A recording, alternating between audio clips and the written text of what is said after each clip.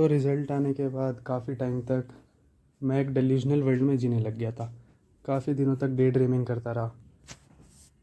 Actually मैं अपने आप को सिचुएशन के अकॉर्डिंग अडेप्ट ही नहीं कर पा रहा था। और फिर उसके बाद जब मैंने अपने आप को कैसे तैसे करके समझाया और फिर लाइफ में थोड़ा आगे बढ़ने का सोचा, तो एकदम से ही काफ़ी ज़्यादा समस्याएं आने लग गई। मुझे बहुत ज़्यादा हेल्थ इश्यूज़ हो गए, मेरा फ़ोन ख़राब हो गया, मैं कंटेंट क्रिएट नहीं कर पा रहा था। पहले से जो कंटेंट क्रिएट थे वो सब डिलीट हो गया फ़ोन में से। एक पल के लिए ऐसा लगा मानो सब कुछ थम गया हो। Everything stopped at that time. ऐसा लगने लगा कि अब सब कुछ ख़त्म हो गया और मैं अब कुछ नहीं कर सकता, और वापस से मैं उसी पॉइंट पे आके स्टक हो गया जहाँ मैं पहले हूँ स्टक था। अपने रिज़ल्ट को देखने के बाद काफ़ी टाइम तक मैं भी डिप्रेस था और उसी रिज़ल्ट के अराउंड मैं अपनी लाइफ को रिवॉल्व कर रहा था। But after 2-3 days I realise कि इससे तो लाइफ आगे नहीं बढ़ेगी, ना मेरा कुछ होगा, क्योंकि अगर मैंने कुछ नहीं किया तो मैं तो वहीं पे स्टक रह जाऊँगा।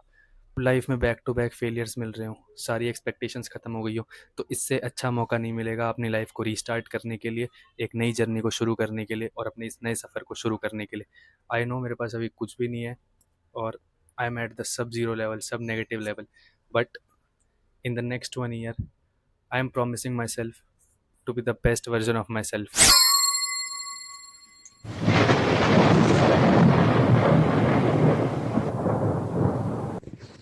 और फिर मुझे एक चीज़ समझ आई कि लाइफ में जब हम अपने लिए कोई डिसीज़न लेते हैं या एक स्टेप आगे बढ़ते हैं तो यूनिवर्स हमें टेस्ट करता है। और ये जो पूरी लाइफ है ये एक जर्नी है, बहुत लंबी जर्नी है। इसमें कई पॉइंट ऐसे आते हैं जहाँ पे हमें रुकना पड़ता है ताकि चीज़ों की और ज़्यादा बेटर क्लैरिटी मिल सके। Now I genuinely believe that it's the right time to take the first step forward. I know कि अब यहाँ से हर दिन एक नए चैलेंज से शुरू होगा। कई बार ऐसा लगेगा कि कुछ भी ठीक नहीं हो रहा, लाइफ में सब कुछ ख़त्म हो गया। कई बार गिव अप करने का मन करेगा, लेकिन अब बस ये है कि पीछे नहीं हटना, पीछे मुड़ के नहीं देखना। जो भी होना था, जो चैलेंजेस आने थे वो सब हो गया।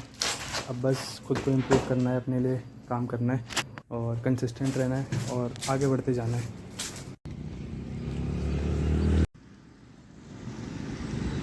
कोई परफेक्ट प्लान नहीं है, कोई परफेक्ट आइडिया नहीं, कोई परफेक्ट रोड मैप नहीं, कोई सेटअप नहीं, कुछ भी नहीं। Just a thought to improve myself, कि इसी बहाने मैं अगर अपने आप को इम्प्रूव कर पाऊँ तो इससे बेहतर आइडिया और कोई नहीं हो सकता। That's why I started this journey, और इस सफ़र को आगे ऐसे ही कंटिन्यू रखेंगे।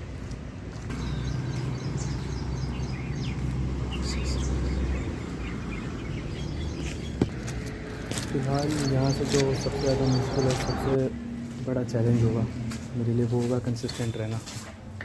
क्योंकि कोई भी काम हम जोश में शुरू तो कर देते हैं, लेकिन जब वो आइडियाज़ नहीं आते तो फिर वहाँ से कंसिस्टेंट रहना बहुत ज़्यादा मुश्किल हो जाता है और समझ में भी नहीं आता कि आगे क्या करना है।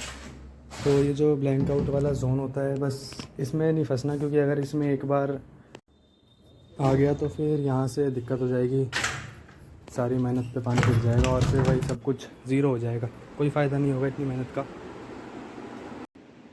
इसलिए फिर मैंने अपने आप को कंसिस्टेंट रखने के लिए एक 15 डेज़ चैलेंज के बारे में सोचा, जिसमें कि मैं 15 डेज़ 15 डेली व्लॉग्स बनाऊं, ताकि उससे एक कंसिस्टेंसी का प्रेशर रहे और प्रोक्रेस्टिनेशन ना हो बिल्कुल भी, कि समझना है कि क्या करना है क्या नहीं करना। एक आइडिया रहेगा शॉर्ट पीरियड ऑफ टाइम के लिए। तो अब सब कुछ दोबारा से ज़ीरो से रीस्टार्ट करना मुश्किल तो बहुत होगा मेरे लिए, सेम वही चीज़ें दोबारा रिपीट करना। लेकिन ये है कि अगर अगले 1 साल के लिए मैं ये सब कुछ मैनेज कर पाया तो उसके बाद मुझे लाइफ में कभी रिग्रेट नहीं होगा और मैं कभी भी सेल्फ़ डाउट नहीं करूँगा कि मैंने क्या किया क्या नहीं किया अपने लिए।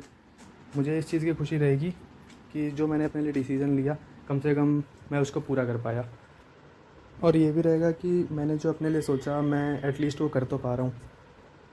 और एक लूप में फंसे रहने से तो ज़्यादा अच्छा है कि मैं खुद को इम्प्रूव करने के लिए काम कर सकूँ और नई नई चीज़ें एक्सप्लोर कर सकूँ। हाँ, वो बात भी ठीक है कि पढ़ना तो पड़ेगा ही, लेकिन ये तो रहेगा कि इतने ऑड सिचुएशंस आने के बाद भी मैं कंसिस्टेंट बना रहा इतने दिनों। तो अब बस यही है कि जो हुआ जैसा भी हुआ हो गया। अब यहाँ से बस रीस्टार्ट करना है और मैं रीस्टार्ट कर रहा हूँ और 1 साल बाद ही देखूँगा कि लाइफ में क्या हुआ क्या नहीं हुआ।